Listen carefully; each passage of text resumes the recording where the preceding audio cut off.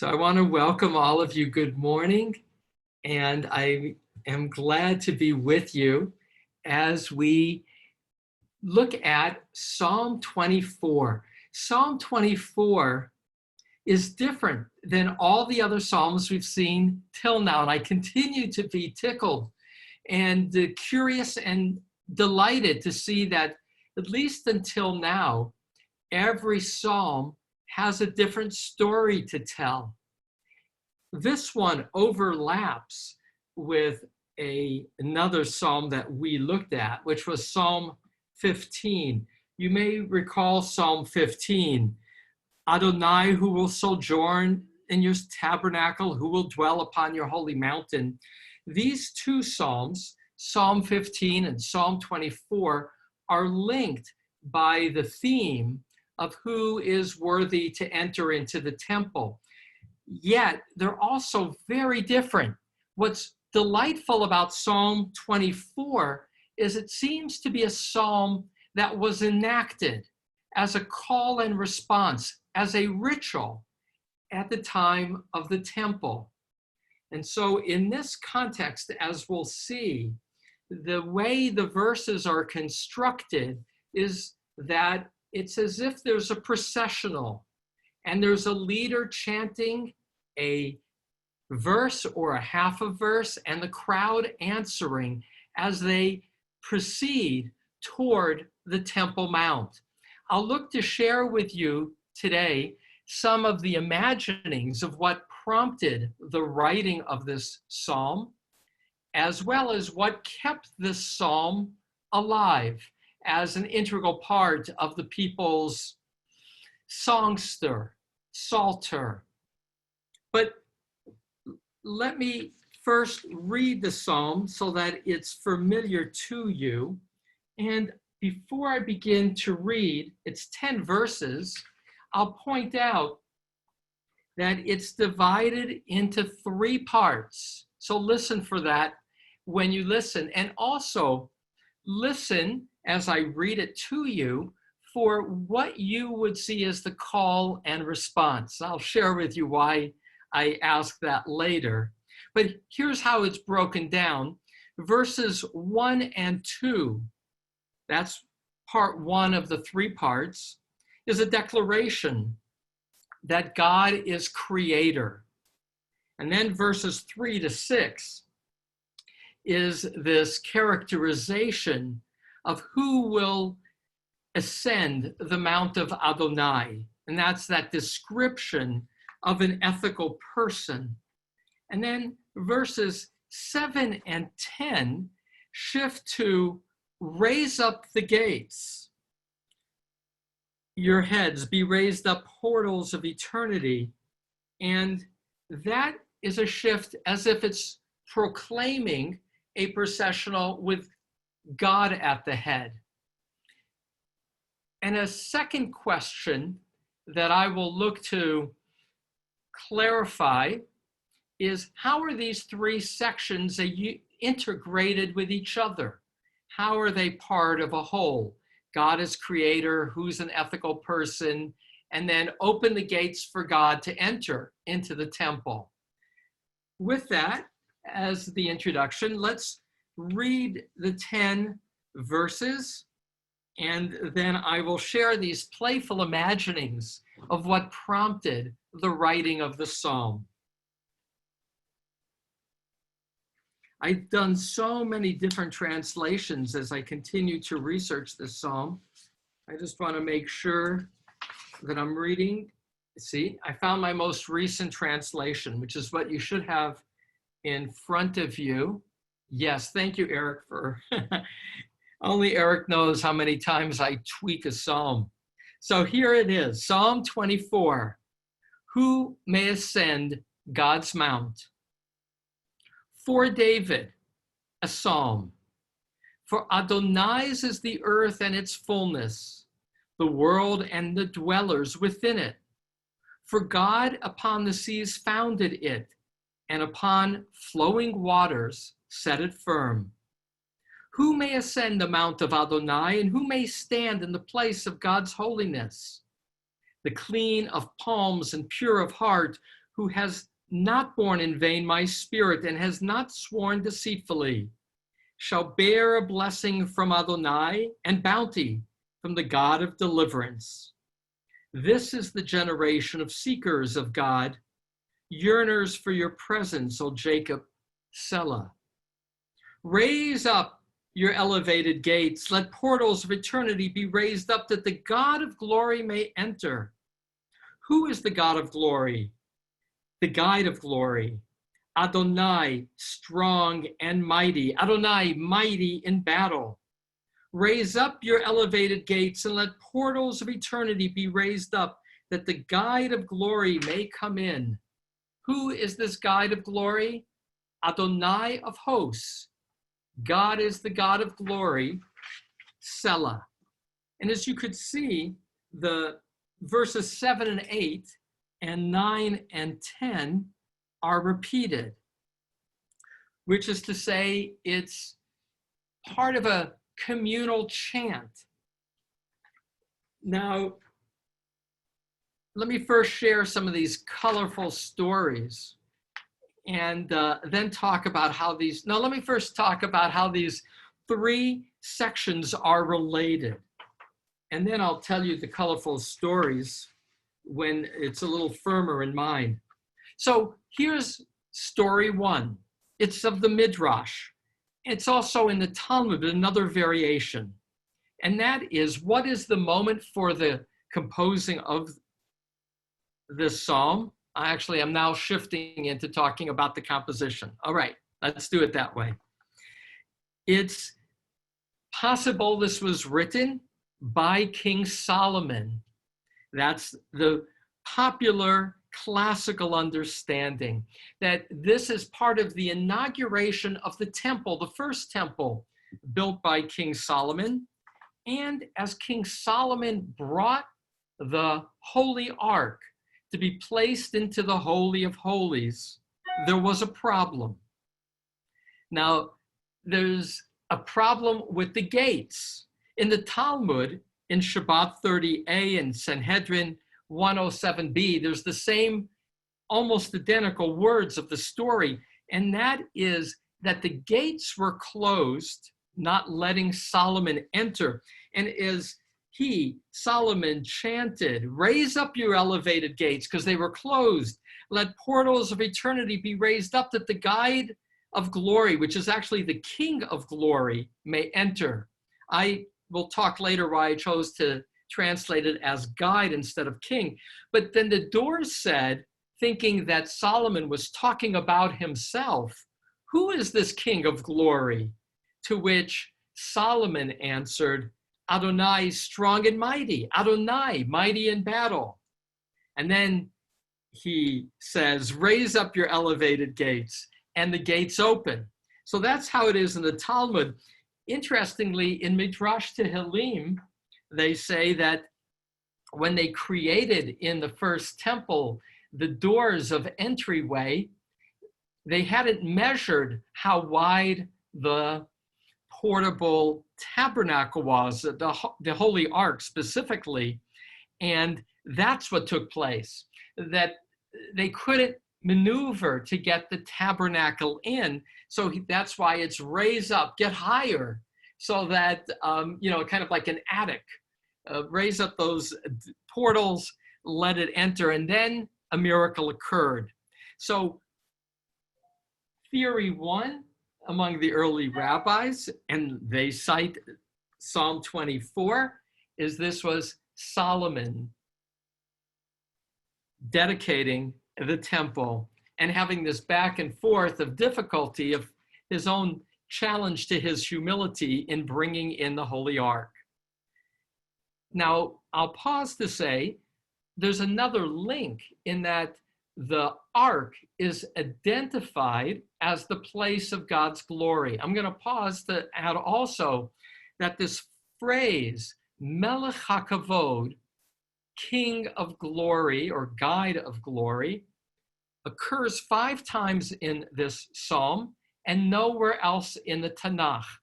There is one other place in Psalms where you get Adonai HaKavod, but nowhere this particular phrase of Melech HaKavod, King of Glory. David Kimchi, who I often cite because he did an extensive commentary to Psalms and is one of those often quoted in Art Scroll, Radak, who lived 1160 to 1235 in France, he sees this moment of the psalm being written as David's transfer of the ark to the city of David. And same idea, David is bringing in the ark, having acknowledged God as creator, the challenge of being a moral people, and the way it's often presented. David wrote this when he transferred the ark, which was in Shiloh, to Jerusalem, having conquered a neutral city. David conquered Jerusalem from the Jebusites, which politically was a smart move because nobody would claim him dominating one tribe or one tribe dominating others. It was a city of the Jebusites. And the story goes that he wrote this in bringing in the ark with the hope that when the temple would one day be dedicated, it would get sung. And last, when was this particular psalm composed? One other theory is it was composed for war. You get early on in Numbers 10:35, how the ark was taken at the front as the people went into battle. We get a little taste of that as we put the ark, Torah, back in the ark, and we say, Shuv Adonai Rufot Alfei Yisrael, return God, the champion of thousands of Israel. The sense of God as a military leader. We have that image, Adonai Ish Mochaman, the song of the sea. God is the God of battle. And that this, in terms of raise up your elevated gates, God is coming as a way of engaging in a processional on the way to war. So those are three theories as the possibilities of what prompted, but there's a fourth. And the fourth, for me, is that it's a pilgrim's psalm. You have to imagine 2,000, 3,000 years ago, people were living in mud huts or tents, and they would go to the temple. And what they would find when they came as pilgrims is that the Temple Mount was literally on a mountain, Har Zion, Mount Zion, Mount Moriah, and they would climb the 15 steps to get to the top. And there, it was the largest structure that many had ever seen. There was a choir of Levites singing psalms. And this may have been a popular psalm that the people sang with this call and refrain. So I'm going to read it again, and now we're going to talk about the call and refrain dimension. So it begins with verses 1 and 2. For David, a psalm. For Adonai is the earth and its fullness, the world and the dwellers within it. For God upon the seas founded it, and upon flowing waters set it firm. Now that might have been a declaration of God's power as the creator, and that as the creator, everything in the world belongs to God. The ultimate statement, this place of worship is not just a place of worship for us Israelites, for us Judeans. This is the world gathering place for the creator of the world. So that the moment, the anticipation of going up the mountain is elevated to the source of all power, all ownership of the earth. And now the call and refrain. There's two ways it can be understood as a call and refrain. One, and now I'm looking at a text by Nachum Sarna. I once showed this book before of Nachum Sarna analyzing about 10 different psalms. He analyzes 15 and 24 together. And as he sees the back and forth on this. It's initially the leader saying, "Who may ascend the mount of Adonai, and who shall stand in God's holy place?" And then the people answering, "One of clean palms and purity of spirit, who is not born in vain, my spirit, and has not sworn deceitfully, shall bear a blessing from Adonai and a just reward from the God of deliverance." And then the leader responds, "This is the generation of those who seek after God, the seekers of your face, O Jacob, Selah." So that's one way to see it, as a call and response. I tended, when I read it, to see it broken up in the middle of every sentence, so that the initiator says, "Who may ascend the mount of Adonai?" And the people then in refrain say, "Who shall stand in God's holy place?" To which he, the leader, says, "One of clean palms and purity of heart." And then the people, "Who has not borne in vain my spirit and has not sworn deceitfully." And then the leader says, "Shall bear a blessing from Adonai," and the people amplify, "and a just reward from the God of deliverance." Because part A and B of each verse seem to be, if you will, amplifications, not a new idea as such.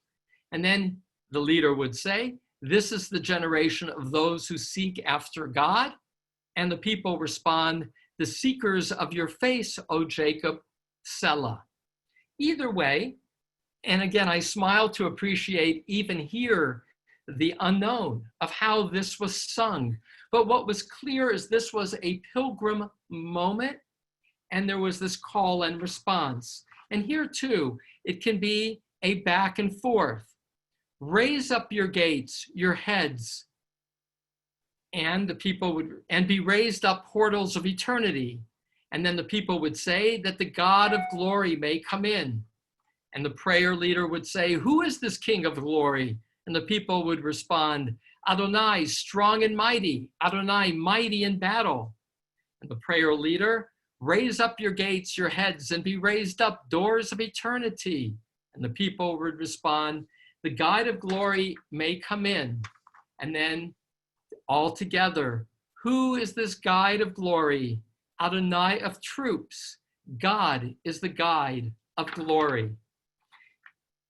So I pause again to see in Psalm 24 something we haven't experienced yet, which is a psalm as a communal ritual, a ritual of back and forth, perhaps sung, as psalms often are, put to music. And you can feel the anticipation of going up the mountain, the excitement of pilgrimage. Some comments on choice of words. Verse 4 is often translated "one of clean hands and purity of heart." Let me also focus on verse 4. There are 4 ingredients here, 2 negative, 2 positive, that defines a person worthy of going up the mountain. So "one of clean hands," meaning they haven't stolen, they haven't taken what wasn't there. Literally, the word kapayim is palms. And I like palms because you can hide things in your palms, like a magician. But it can be either palms or hands. And purity of heart, that's your intention has always been good. You've acted right, you have intended right. And then the next 2, which are the negative, "who has not borne in vain my spirit," which means hasn't taken God's name in vain, "nor has sworn deceitfully." Both of those are commandments of the 10 commandments. Has not perjured oneself, has taken a false oath.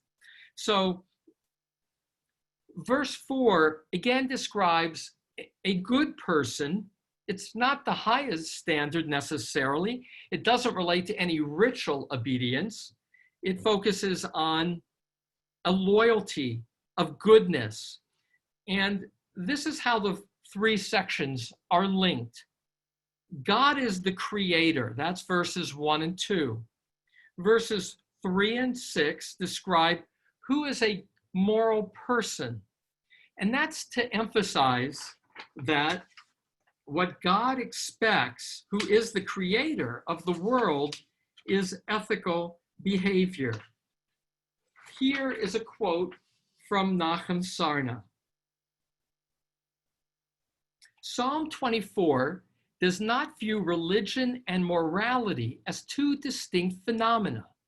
Rather, religion is seen as encompassing morality, informing it, defining it, and being meaningless without it.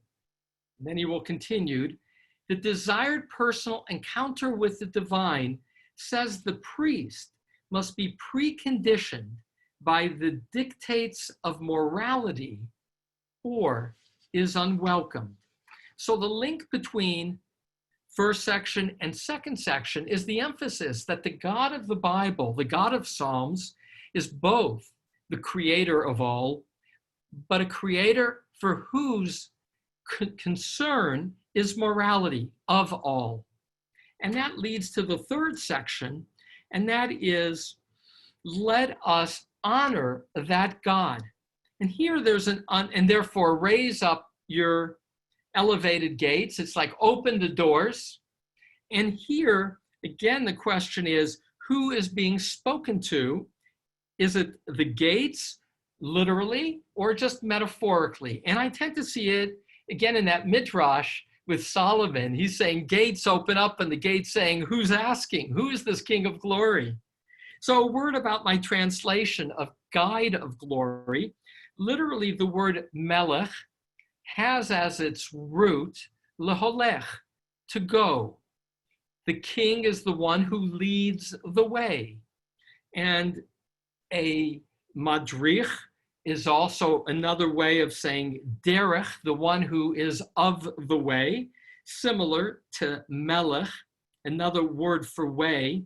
And so for my contemporary ear, I chose, rather than speaking of God as king, which doesn't always resonate in a modern world, as guide of glory, which I believe would be a legitimate translation also of the word melech, just like madrich and derech. So melech and halacha. So who is this guide of glory?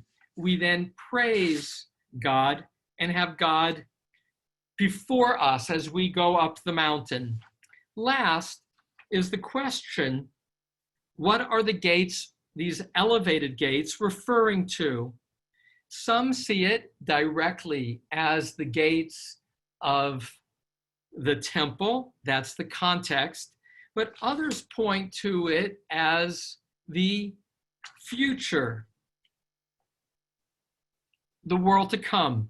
Because we have this image that God has a temple above to match the temple below, that God exists in both spaces, as above, so below, the Talmud teaches, and in the Zohar will be a very important image. And so that the gates we're asking God to open are the eternal gates, the elevated gates, the gates from which God's ultimate throne exists to hear us, to welcome us, and for some commentators, pointing to the future of a world to come where we who are good will be privileged to enter into God's heavenly abode.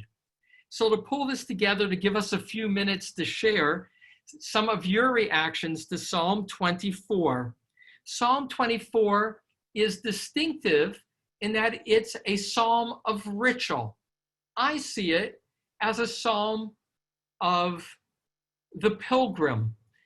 Nachum Sarna, that great Bible scholar, he imagines that it was a psalm recited on Rosh Hashanah, because that's when we speak of God as king and coming up to the temple, and that's when it would be chanted as a community. But we don't have any place in the Talmud or the Mishnah where that's recorded as a ritual. So it's really speculation, but it became such a popular psalm that I tend to relate to it as something not necessarily on that day alone of Rosh Hashanah, but as pilgrimage. And it's distinctive in that quality of call and response. You can see yourself with throngs going up toward the Temple Mount, preparing yourself and singing in celebration. So with that, a couple reactions. Let's take 5 or even 10 minutes. Does anybody have something that grabbed you in this psalm? Jerry, let me see. Go ahead. I got to put on a different screen so I can make, so I can see everybody's hands. Go ahead, Jerry. I don't hear you. Got to unmute. I still can't hear. Okay, here I am. Now you, good. So I love this idea of the creator, the way that you connect the different sections of the psalm, the creator as somebody who expects morality. And it reminds me of, I can't remember who was asked, can you explain the Torah in one sentence while I'm standing on one foot? And what was the answer? You know, treat your neighbor as you would yourself, and that is the ultimate of ethical behavior. Right. So that's what the creator wants from us. So well said, Link, Jerry. That's the story of Hillel in the Talmud Shabbat, right, where it's a prospective convert to Judaism who comes to Hillel and says, teach me the Torah while standing on one foot. And the first century rabbi in Israel, Hillel, will respond, don't do to others what you wouldn't want them to do to you. The rest is commentary. Now go and study, which is to say that that's the starting point. It's not the whole story, but it is the essence. And clearly here too, it's only one verse, only verse 4 that describes who's this pilgrim that's eagerly awaited. And it's these 4 qualities in this case, 2 positive, 2 negative, of being a moral person. Other reactions or prompts when you heard this?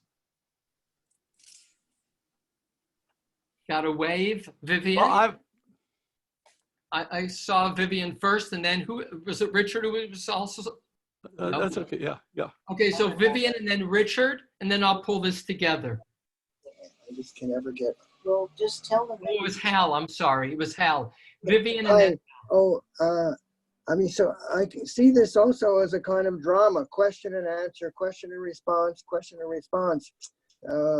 throwing through the whole of the psalm. Second, amazing how different translations, I have the King James Version, and they insist on King of Glory, which allows for more of a Christian interpretation of the psalm. Yeah, right. The King of Glory. Now, again, this image of glory. One other thing just to share with you about this image of glory. You know, you have these uses of glory. So in the Exodus, when they're out beginning their march in the desert, it says in Exodus chapter 16, verse 7, and in the morning they saw the glory, hakavod. The kavod there was the fiery light with the fire within the cloud. But moving forward in Exodus chapter 33, Moses will say to God, show me kavodecha, show me your glory, which seems to be a way of show me your essence.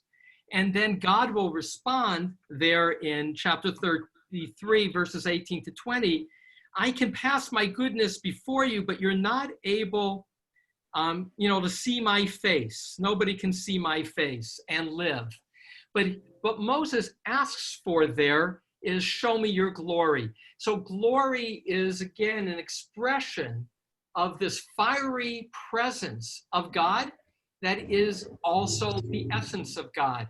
And as I noted, this is the one place in the Bible that God here is called the King of Glory, which also sets up that midrash. You know, the rabbis in the Talmud look for attention. Because it's a unique phrase, they put it into the mouth of Solomon, you know, raise up the elevated gates, let portals of eternity be raised up, that the King of Glory may enter. And then the doors say, who is this King of Glory? Meaning, are you calling yourself the King of Glory?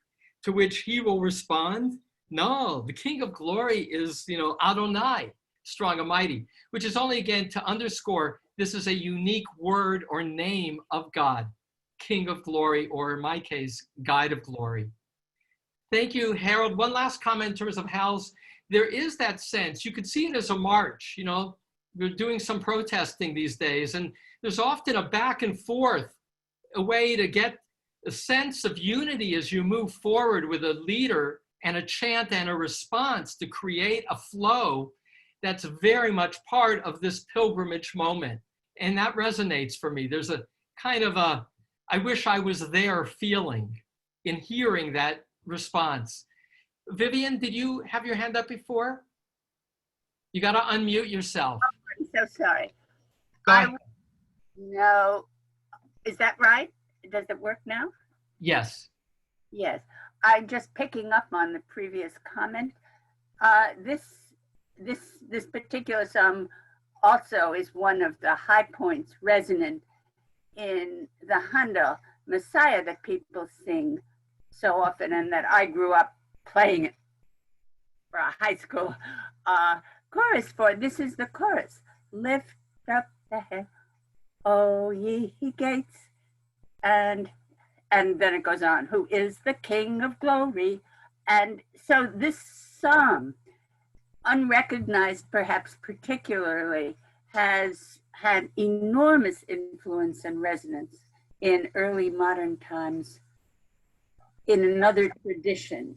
And that's wonderful. You hear the different calls and responses. Yeah. If you listen to that passage, and then everyone joining together so that it becomes an open invitation to sing, for everyone to sing. That's beautiful. Not one that I caught in my research. And I'm really grateful not only to have the note, but to hear you sing a piece of it, Vivian. Well, I could sing the whole thing, but I will spare. But thank you. That adds a lot for me. So let me add in closing that Psalm 24 is also sung as we carry the Torah around the room in returning the Torah to the Ark on a weekday. So it's done every day but Shabbat. And, you know, Su'u Sha'arima Shechem, same kind of, you know, thing. There's the sense of processional as we're walking the Torah. And it's frankly one of the Psalms I knew the best, because in the Talmud, every Psalm is assigned, but every day is assigned a Psalm. And Psalm 24 is assigned to Sunday because of the creation motif, the Talmud will say. That we, on day one of creation, Sunday, day one, we acknowledge God as beginning creation. And so Psalm 24, I recite once a week in that context. So thank you. Psalm 24, again, I pause to acknowledge how every psalm has had a different texture, and as you noted, Vivian, a different ripple into our collective religious traditions, often through musical compositions, psalms which were musical compositions. So here's a little bit of a tease for Psalm 25 tomorrow. When Bill Clinton was asked what were the 5 pieces of scripture that were most helpful to him after the Monica Lewinsky affair, he cited Psalm 25, which people had sent to him.